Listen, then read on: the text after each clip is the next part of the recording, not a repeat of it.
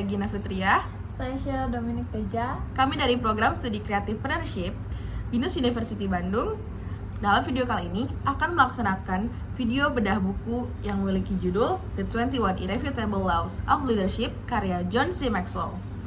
Buku ini memiliki tebal 310 halaman dan resmi dirilis pada 18 September 1998. Buku ini memiliki julukan Terapkan 21 hukum yang ada dan orang-orang pasti mengkritik kepemimpinan Anda. Lalu, buku ini juga memiliki penghargaan sebagai buku bisnis terlaris yang dinobatkan oleh New York Times dan telah terjual sebanyak 2 juta eksemplar. Lalu, apa saja yang membuat buku ini menjadi buku yang sangat laris? Nah, kita akan ungkap di video bedah buku kali ini. Pada intinya, buku ini menjabarkan mengenai 21 hukum atau 21 sikap yang wajib dimiliki oleh seorang pemimpin. 21 hukum tersebut sangat relevan bagi pemimpin skala besar maupun skala kecil. Nah, berikut adalah uraian singkat mengenai 21 hukum tersebut. Hukum yang pertama adalah hukum katup. Hukum katup dapat membantu orang dalam memahami nilai kepemimpinan. Nah, kemampuan memimpin merupakan katup yang menentukan tingkat efektivitas seseorang. Semakin rendah kemampuan seorang memimpin, maka semakin rendah juga katup potensinya. Semakin tinggi kepemimpinannya, semakin tinggi juga efektivitasnya. Kemampuan dalam memimpin orang lain selalu menentukan efektivitas dan dampak potensial pada sebuah organisasi.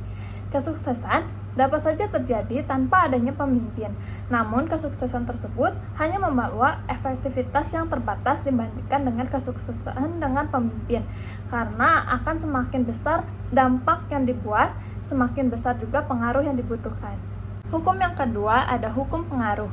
Ukuran sejati kepemimpinan merupakan pengaruh. Pemimpin tidaklah dilihat dari bentuk fisik seseorang, manajemen, pengusaha, pengetahuan, pelopor, ataupun jabatan, melainkan dinilai dari karakter, koneksi, pengetahuan, intuisi, pengalaman, dan juga keberhasilan di masa lalu, serta kemampuan yang dapat menciptakan pengaruh bagi banyak orang. Hukum yang ketiga, hukum proses. Kepemimpinan dikembangkan hari demi hari dalam jangka waktu yang panjang, bukan dalam sehari atau instan. Nah, kepemimpinan diibaratkan sukses berinvestasi di pasar saham. Apabila kita mengharapkan keuntungan dalam sehari, maka itu tidak akan berhasil. Adapun fase dalam pertumbuhan kepemimpinan. Yang pertama, menggali nilai kepemimpinan, mengenali fakta-fakta yang ada, harus berusaha menjadi lebih baik, mulai terlihat proses dari perubahan yang telah dilakukan, kemudian bertindak sesuai dengan hal yang telah direncanakan. Hukum yang keempat, navigasi. Semua orang dapat mengemudikan kapal, namun hanya pemimpin yang dapat menentukan arahnya. Seorang pemimpin harus mengikuti hukum navigasi agar dapat membawa timnya berhasil dan tidak berhenti dalam keburukan. Seorang navigator harus dapat melihat perjalanan di masa depan dengan melihat lebih banyak, lebih jauh, dan lebih dulu daripada orang lain. Sebelum memimpin, harus melakukan proses untuk memberikan jalan.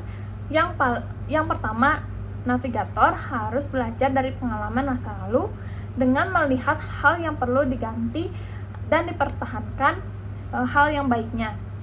Selanjutnya, navigator harus memeriksa kondisi sebelum membuat komitmen.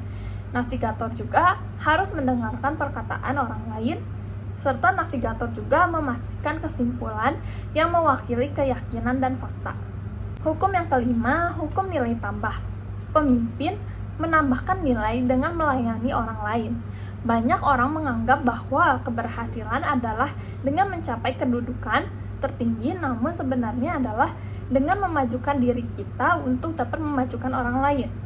Nilai tambah dapat mengubah kehidupan kita dengan memberikan nilai tambah bagi orang lain saat kita benar-benar menghargai orang lain.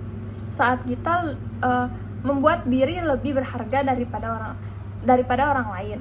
Saat mengetahui dan mengerti apa yang dihargai orang lain, dan juga saat melakukan segala sesuatu yang Tuhan hargai. Hukum yang keenam, hukum landasan yang mantap.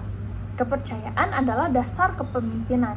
Orang-orang yang akan dengan lebih mudah memaafkan apabila melakukan kesalahan karena kurangnya kemampuan.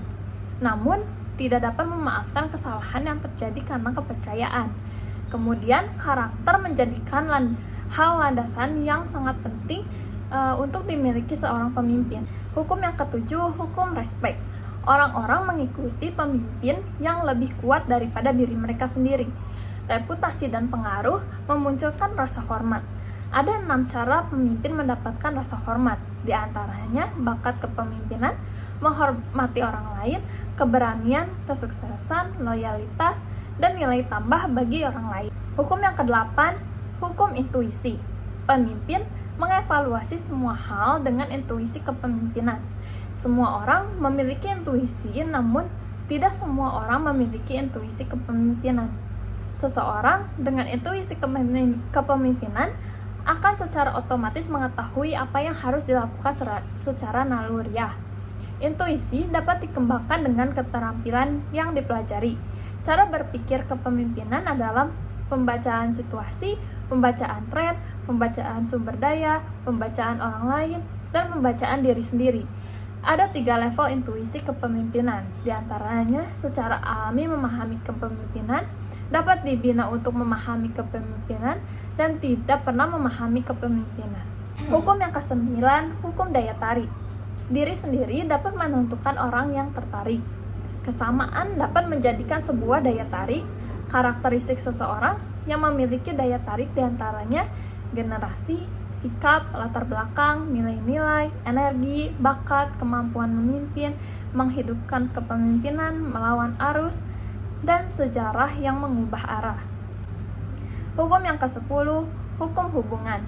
Banyak pemimpin bermasalah dengan hukum hubungan karena mereka percaya bahwa membina hubungan adalah tanggung jawab pengikut.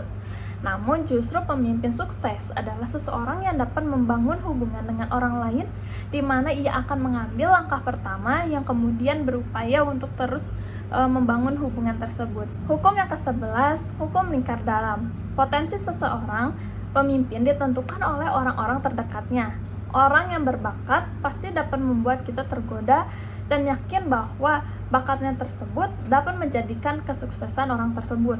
Namun itu semua tidaklah benar, melainkan potensi pemimpin ditentukan oleh orang-orang terdekat yang ada di dalamnya. Hukum yang ke-12 adalah hukum pemberdayaan. Hukum pemberdayaan merupakan sebuah sikap di mana kita sebagai seorang pemimpin harus mampu memberdayakan anggota atau pengikut serta sumber daya yang ada. Membina orang lain akan mampu membuat kita juga ikut berkembang. Dampaknya dapat bisa dirasakan ketika kita sebagai pemimpin bersedia menaruh kepercayaan penuh dan memberikan kewenangan kepada pengikut kita. Hukum yang ke-13 adalah hukum keteladanan. Pemimpin yang baik selalu sadar akan fakta bahwa mereka sedang memberikan teladan dan orang-orang akan melakukan yang mereka lihat, entah itu perihal kebaikan ataupun keburukan. Umumnya semakin baik tindakan seorang pemimpin, semakin baik pula tindakan para pengikutnya. Hukum ke-14 adalah hukum kemenangan. Pemimpin yang baik dan akan terus berusaha keras menemukan cara bagi tim mereka agar menang. Terdapat 3 komponen penting dalam meraih kemenangan tim. Yang pertama adalah bertanggung jawab atas kesuksesan tim dan memiliki dedikasi yang sudah tidak bisa dilakukan lagi. Hasrat kita sebagai pemimpin itu harus lebih besar dibanding anggota kita sendiri. Yang kedua adalah memiliki anggota tim yang tepat, sesuai dengan kemampuan dalam mengerjakan tugas mereka. Dan yang ketiga adalah kesatuan visi atau memiliki tujuan yang sama. Yang ke-15 adalah hukum momentum besar. Momentum dimulai dari dalam diri pemimpin itu sendiri. Sebagai pemimpin, kita harus memberi contoh etos kerja yang ingin kita lihat pada diri pengikut kita. Motivasi adalah faktor kunci mengembangkan momentum. Untuk mendorong momentum itu terjadi, kita harus selalu memberikan penghargaan kepada orang lain atas setiap pencapaiannya. Semakin kita menghargai kesuksesan anggota kita, maka semakin anggota yang lain pun akan berjuang keras meraihnya. Dan yang ke-16, terdapat hukum prioritas. Hukum ini berbicara tentang skala prioritas. Seorang pemimpin harus mampu membedakan bahwa kesibukan tidak sama dengan pencapaian. Artinya saat kita sibuk, kita yakin sedang mencetak prestasi, padahal kesibukan itu adalah sesuatu yang memang kita kerjakan sehari-hari. Tetapi kesibukan tidaklah sama dengan produktivitas. Beraktivitas tidak sepenuhnya berarti pencapaian. Membuat prioritas menuntut pemimpin untuk terus berpikir maju ke depan, mengetahui hal yang penting untuk dilakukan dan bagaimana semua hal terhubung dengan visi, dan hal tersebut memanglah tidak mudah. Hukum ke-17 adalah hukum pengorbanan. Untuk menjadi seorang pemimpin yang berpengaruh, Sudah sering kali kita dengar kita harus bersedia untuk berkorban untuk kesuksesan tim. Menerapkan hukum pengorbanan artinya rela menukar hal-hal berharga yang kita miliki untuk mendapatkan sesuatu yang belum kita miliki tetapi dianggap lebih bernilai. Yang berikutnya, hukum ke-18 yaitu hukum ketepatan waktu. Tindakan salah pada waktu yang salah dapat menyebabkan bencana. Sebaliknya, tindakan tepat di waktu yang tepat akan menghasilkan kesuksesan. Saat pemimpin yang tepat ada di saat yang tepat, maka kesuksesan akan diraih oleh tim. Ingatlah, hanya tindakan yang tepat dan di waktu yang tepat yang akan membawa kesuksesan bagi tim, departemen, ataupun organisasi kita. Nah, hukum ke-19 adalah hukum kepercayaan. Kepercayaan menjadi salah satu hal yang sangat penting dalam organisasi dan kepemimpinan. Jika para pengikut kita tidak mempercayai kita, maka mereka tidak akan mau untuk bekerja sama dan mewujudkan visi bersama-sama. Berikut adalah cara untuk meningkatkan kredibilitas kita atau kepercayaan anggota kepada pemimpinnya. Yang pertama, mengembangkan hubungan yang baik. Yang kedua, jujur dan tulus dalam bekerja. Yang ketiga, membantu anggota meraih tujuan personal mereka. Dan yang keempat adalah memberdayakan mereka untuk kembali menjadi pemimpin di masa depan. Hukum ke-20 adalah hukum pertumbuhan eksplosif. Pemimpin yang membina pengikut menambah satu orang pada satu waktu. Dan pemimpin yang membina pemimpin akan melipat gandakan pertumbuhan mereka. Hukum ini artinya jika kita hendak menjadi pemimpin yang besar, ada kalanya ketika kita membina banyak orang, akan selalu terlahir pemimpin-pemimpin baru di masa yang akan datang. Hukum yang ke-21 adalah hukum warisan. Kemampuan kita sebagai pemimpin tidak akan diukur dari bangunan-bangunan yang kita bangun, institusi yang kita dirikan, atau apa yang kita raih selama kita menjadi pemimpin. Kita akan dinilai dari seberapa baik orang-orang yang kita tanami investasi mampu bertahan setelah kepergian kita. Idealnya, kita harus mampu memilih orang berpotensi yang potensinya itu lebih besar daripada diri kita sendiri, yang akan mampu mendaki dan melakukan lebih banyak hal daripada kita. Mulailah berinvestasi, memiliki hubungan yang baik pada diri mereka di hari ini. Kesimpulannya, semua hal dari seluruh 21 hukum yang telah kita baca, semuanya itu bergantung pada kepemimpinan. Semakin Anda mencoba hal dalam hidup, semakin Anda akan mendapati bahwa kepemimpinan membuat perbedaan. Saat Anda berupaya membangun organisasi, ingatlah bahwa individu menentukan potensi organisasi. Hubungan menentukan moral organisasi, struktur menentukan ukuran organisasi, visi menentukan arah organisasi, dan kepemimpinan menentukan kesuksesan organisasi. Kini, setelah Anda mengetahui dan memahami seluruh hukum yang ada, bagikan dan terapkan hukum itu pada tim Anda. Meskipun tidak akan sempurna, tetapi rasakanlah perubahan yang ada. Itulah bedah buku singkat kami mengenai buku The 21 Irrefutable Law of Leadership karya John C. Maxwell untuk tugas mata kuliah Entrepreneurial Leadership and Organizations. Kita berharap semoga kita mampu memimpin diri kita sendiri dan orang lain di sekitar kita saat jenjang kehidupan di masa yang akan datang semakin berat. Seperti yang John C. Maxwell katakan, bahwa kepemimpinan bukanlah perihal gelar atau posisi, melainkan ketika sebuah kehidupan memengaruhi kehidupan yang lain. Saya Gina Fitria. Saya Sheila Dominic Teja. Pamit undur diri. Terima kasih dan semoga bedah buku ini dapat bermanfaat bagi kita semua. Dah.